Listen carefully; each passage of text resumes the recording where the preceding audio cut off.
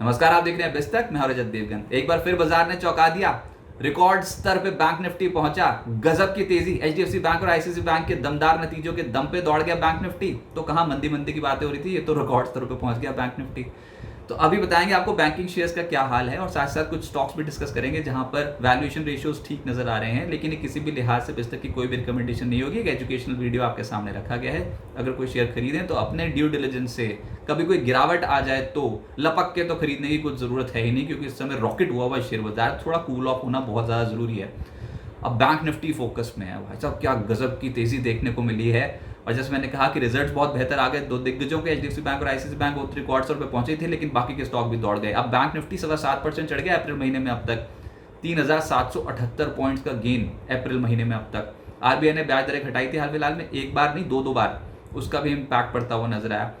अच्छा, लेकिन ये इसमें एक पेज है कि आने वाले समय के लिए मार्जिन प्रोटेक्ट कर पाएंगे बैंक्स की नहीं, वो आने वाले समय में देखा जाएगा। लेकिन फिलहाल तो एंजॉय कर रहे हैं बैंकिंग स्टॉक्स। और प्राइवेट सेक्टर बैंक्स में सबसे तेज चला है इंडसइंड बैंक अप्रैल महीने में लगभग 27.5%। फिर IDFC first bank 21.5%। AU bank जिसके नतीजे आने वाले हैं वो भी 15.5% ऊपर नतीजे आएंगे कल। फिर एक्सिस बैंक 11.5% ऊपर। और HDFC bank, ICICI bank already नतीजे पोस्ट कर चुके हैं, रिकॉर्ड हाई पे पहुंच चुके हैं। लेकिन पीएसयू बैंकिंग इंडेक्स अभी अपने ऑल टाइम हाई लेवल से नीचे है, 20% के आसपास नीचे है, दूर है।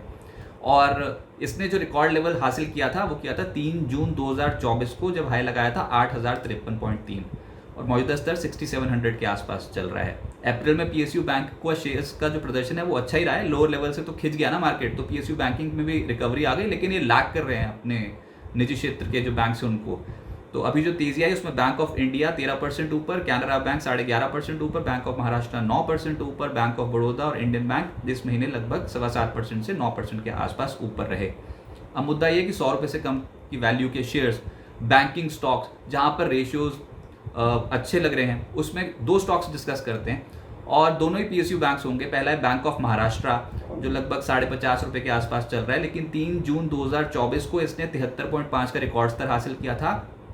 अब उसके बाद जो टूटना शुरू हुआ, भयंकर टूटा, 7 अप्रैल 2025 को 42 के निचले लेवल से संभलना शुरू हुआ और अब 50.5 के लेवल पर पहुंच गया। लेकिन जो मैट्रिक्स की बात कर रहा हूँ उसमें मुनाफे के फिगर Q3 में 36% बढ़ी थी, 1411.6 करोड़ का मुनाफा दर्ज किया था। 9 महीने इस फिस्कल के अगर देखें जो बीते हैं उसमें 42% की ग्रोथ दिखाई हो, तो ग्रोथ तो बहुत तगड़ी है। पिछले 3 सालों में देखोगे तो ग्रोथ बहुत तगड़ी है। अब सवालिया निशान है, स्लो डाउन अगर आया तो फिर बैंक्स उसको कैसे हैंडल करते हैं, तो यहाँ से आने वाले समय के लिए कंसर्न्स पैदा होंगे। लेकिन अभी आप एसेट क्वालिटी देखो तो ग्रॉस एनपी और नेट एनपी की फिगर बहुत बढ़िया। ग्रॉस एनपी 1.84% से घटकर 1.8% हुई थी बीती तिमाही में। नेट एनपी 0.2% पे बरकरार थे क्वार्टर बेसिस पे। कासा रेशियो, ये प्रॉब्लम है बैंक्स की, इसको संभालना बहुत ज़्यादा जरूरी है। सस्ते फंड्स की बहुत ज़रूरत है इस समय बैंक्स को। देखते हैं वहाँ पर क्या अप्रोच रखता है बैंक। लेकिन कासा रेशियो कम हुआ था, ये हेल्दी नहीं होता है, इसको बढ़ाना पड़ेगा। Q2 FY25 में 50.71% था, तो Q3 FY25 में 49.29% हुआ। लेकिन जो तगड़ी चीज़ है वो है कैपिटल एडिक्वेसी रेशियो 18.71% का है। आरबीआई बोलता है 12% का सरकारी बैंक्स को रखना पड़ेगा, निजी बैंक्स को 9% का रखना पड़ेगा। इसका कैपिटल एडिक्वेसी 18.71% का है, यानी कि अपनी कैपिटल को डाइल्यूट किए बिना क्या लॉसेस को एब्जॉर्ब कर सकता है बैंक, तो वो रेशियो 18.71% बहुत healthy. Return on asset 1.78%, price to book 1.4 times ठीक समझा जाएगा, कोई बहुत सस्ता नहीं है लेकिन फिर भी 1.4 टाइम्स सही समझा जाएगा। कोई डिप आ जाती है तो फिर ये स्टॉक रेंज में आ जाता है अपनी बाइंग रेंज के। फिर price to equity multiple 7.4 times, 5 साल का देखेंगे तो 11 गुना। और FY25 में जो EPS लग रहा है ये पोस्ट करेगा वो 7.35 रुपीज़ का है।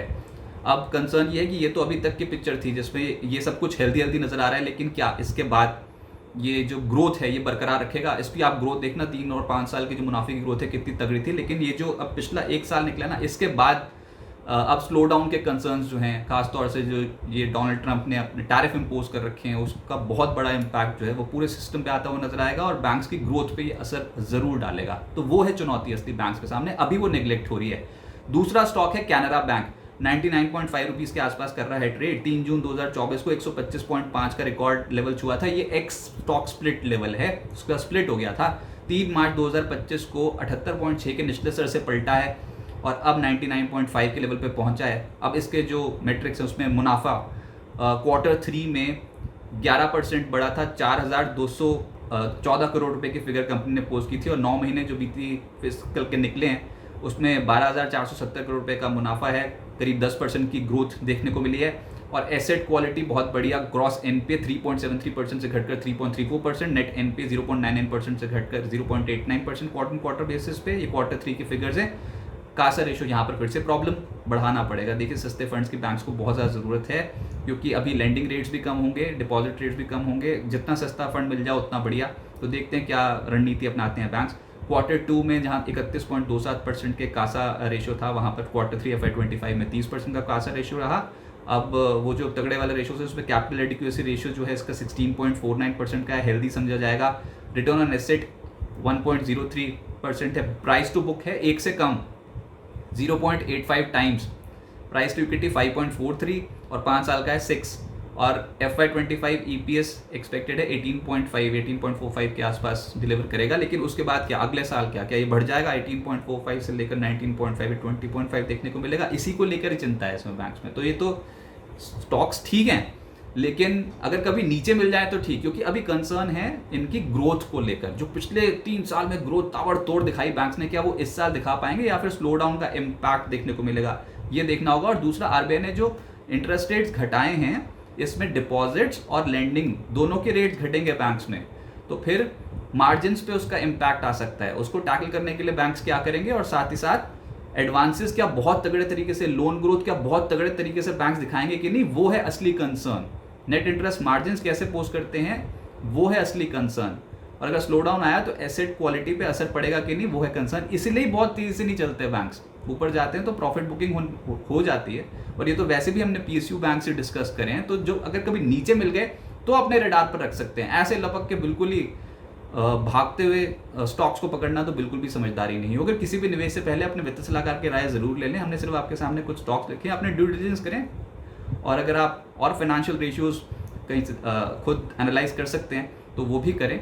लेकिन हमने आपके सामने कुछ स्टॉक्स रखे जो 100 रुपये से कम के वैल्यू के थे और जहां पर रेशियोज अच्छे लग रहे हैं। और ओवरऑल बैंकिंग का मूड माहौल बहुत अच्छा लग रहा है इस समय बाजार में, उसी में ही एकदम से जोश देखने को मिल रहा है। अगर ये वीडियो आपको पसंद आए तो प्लीज़ और प्लीज़ इसे लाइक कीजिए। और बिजनेस जगत के तमाम अपडेट्स के लिए आप जुड़े बिस्तक के साथ। नमस्कार।